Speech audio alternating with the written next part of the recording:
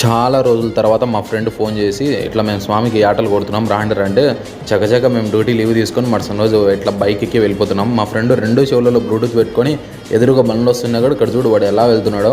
ఆ ఫేస్కి ఆ అందానికి మనం ఇచ్చే వాల్యూ ఎంతండి చెప్పండి. అలా వెళ్తుంటే యాడికి దాటేసాం. యాడికి దాటిన తర్వాత టిఫిన్ తీయడం మర్చిపోయాము. అలాగే రాయలజీరు వస్తాను ఇక్కడ టిఫిన్ సెంటర్కి పోతే అక్కడ దోశలు లేదన్నారు. రాయలజీరులో ఉన్న హోటల్స్ అన్నీ తిరిగినాం. దోశలన్నీ దాటుకుంటూ వచ్చి లాస్ట్ చివరగా ఇక్కడ మనం రైల్వే ట్రాక్ ఉంది కదా, ఇక్కడ నుంచి చందన పోయే రూట్లో ఇక్కడ టిఫిన్ సెంటర్ అంటే ఇక్కడ ఆగేసాం. ఆ లోపలికి పోయి చూసిన తర్వాత టిఫిన్ దోశ లేదు, పూరి ఒకటిందని. సరే అని చెప్పేసి ఒక ఉగ్గాని బజ్జి మా ఫ్రెండ్ గానికి బ్లూటూత్ పెట్టుకునేవానికి ఇచ్చేసి తర్వాత 2 ప్లేట్లు పూరి చెప్పినాం.